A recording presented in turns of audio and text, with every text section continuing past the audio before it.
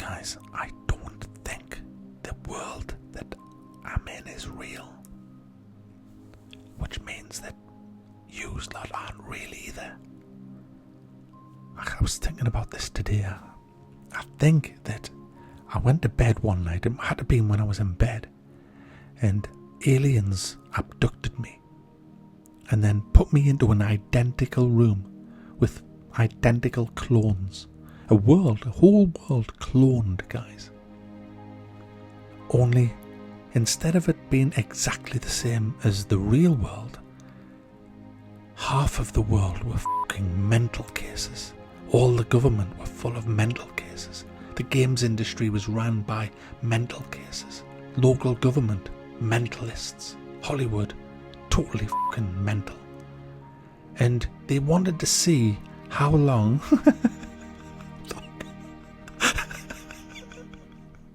before I would go insane. I think I'm nearly there, guys. I kind of think that if I go insane, I'll be just incinerated and that'll be it, experiment over. Or if I can hold out for a certain amount of time, that maybe I'll wake up and the alien will be there and I'd reveal himself to me and say, Mac, it was all a dream. The world really isn't mental. It was a giant experiment. We're now taking you back to 2008 when we abducted you. It's not really 2019. All those things never happened. You passed because you survived. I reckon 2020's the golden time I have to survive to. I reckon it's 2020. I'm hoping, guys, that I'll just have another year in the asylum. Let us out. Electronic Arts, guys. Let's roll the Battlefield 5 footage. Why not? Why not Battlefield 5, the only war game that sounds like a drunken fucking hen night? Yeah. Electronic Arts screwed up Battlefield 5, and I'm not going to go into it. I'm not going to go into Battlefield 5. You know fine well what they did wrong with that. They pandered to the SJWs and didn't listen to the gamers, and the end result, now we can look at the aftermath. Share prices plummet 23%, costing Electronic Arts and their shareholders millions. If they'd listened to the gamers, they would have delivered Battlefield 1942 style game full of tanks, full of vehicles, full of planes with great maps, great gunplay, great gameplay, not spawning on each other's face, and a Battlefield not sounding, like I said before, a drunken fucking hen night. There wouldn't have been any females running around on the battlefield. It would have been men, like what really happened in the fucking war, you know? And I'm not going to go into, oh, it's a Russian snipers, and there are female. Because we all know, guys, that the vast 99.999% of people fighting in World War II were males. Male privilege right there. Anyway, guys, what pisses me off is we're in 2019. Electronic Arts' biggest hope of the year is Anthem, and it's developed by Bioware. They're the ones that fucked up Mass Effect Andromeda. They're the ones that added the SJW bullshit into that story as well, where it clearly didn't belong, and they screwed all that up. They also screwed it up with bugs and bad animation, which is probably why it failed more, to be honest. But yeah, they're also the ones that had a few developers who were celebrating Total Biscuit's death. Horrible, despicable humans that they are. But guess who they've invited to their studios?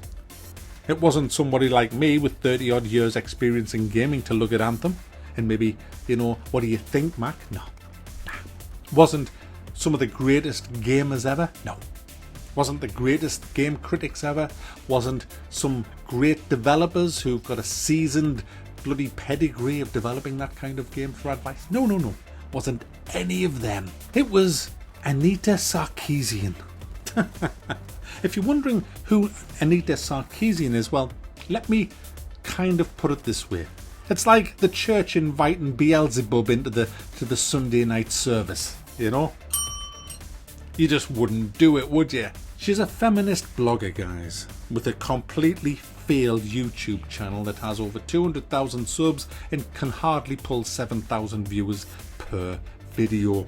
She is irrelevant now. She's a nobody. She's a nothing. She's also the one that had a go at Sargon of Akkad at VidCon. She's also the one that said that Hitman was actually rewarding gamers for shooting women, and she showed footage of a woman being shot and then obviously stopped the footage before the game penalised them, because that's what the game does. If you shoot a woman in the game, you get fucking penalised. And the gamers went mad and said, hey, that's bullshit that. You stopped the video before you saw the game penalised. And she went, oh, sorry, my bad, my mistake. In other words, what she really meant was, shit, I got caught fucking lying.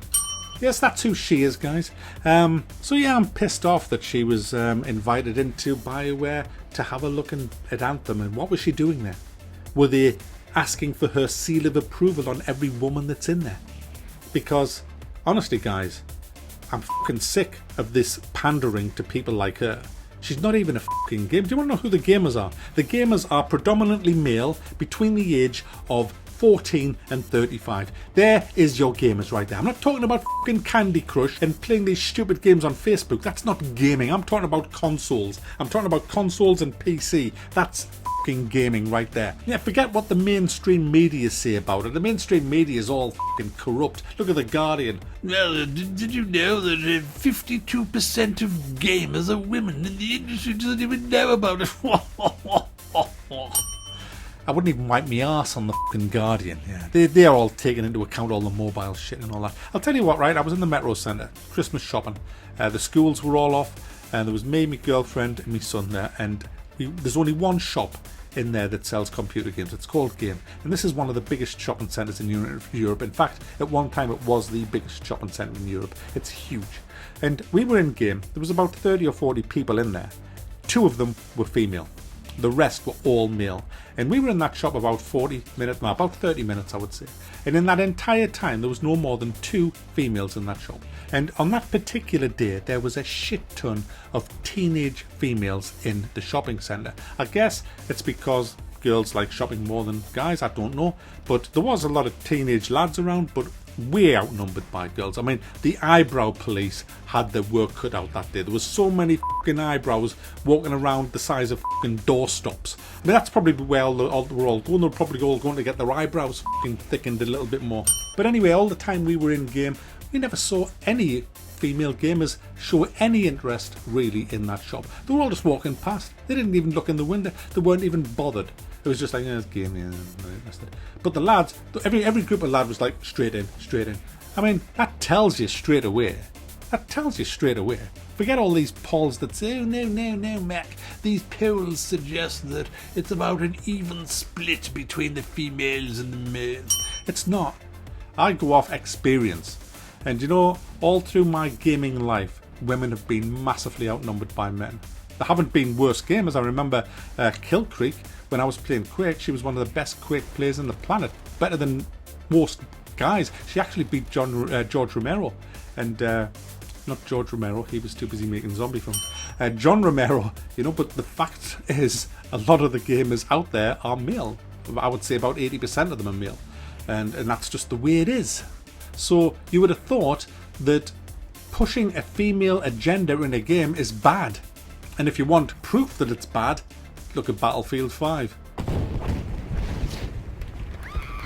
I am going to leave some advice for Electronic Arts, Bethesda, Ubisoft, Activision, and any other software developers out there. Get rid of all of these people who are politically correct. Get rid of them. They're no good for you. They will not earn you the big bucks. What they will do, they will destroy your company. So you can already see it. Just look at your fucking accounts for this year and you'll see how it's being destroyed. If you want to make a lot of money and be successful, listen to gamers. We don't want your fucking day one DLCs. We don't want your fucking loot crates. We don't want your bullshit pre-order fucking bonuses like what's happening with the Division 2 right now, where you can get an increased stash size, you know, escape from Tarkov and all that wank. We don't want that. We want good, solid gameplay. We don't want SJW agendas forced into stories where it doesn't belong. We don't want every fucking protagonist to be a female fucking lesbian.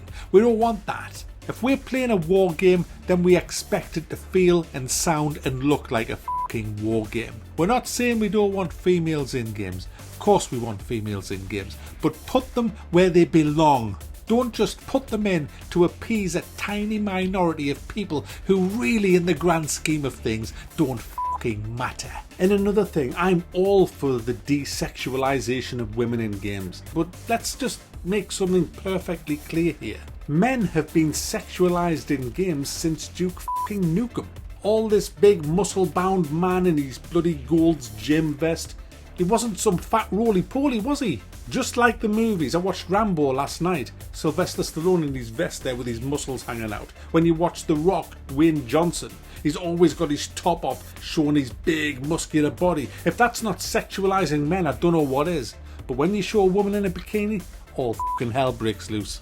One rule for one, another rule for another. That's the way it is. And that's what gamers don't like to see. That's what people don't like to see generally in society. But it's just there, isn't it?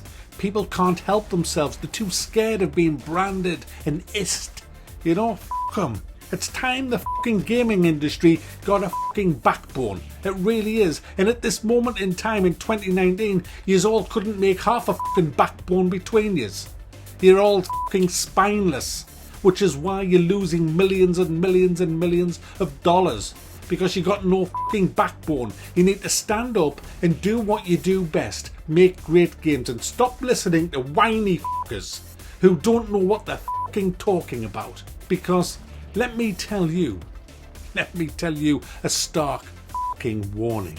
If you're just gonna turf out shite all the time, pandering to these people that don't matter at all in the gaming industry, then you're gonna go down. The bell will toll its final chimes for your company.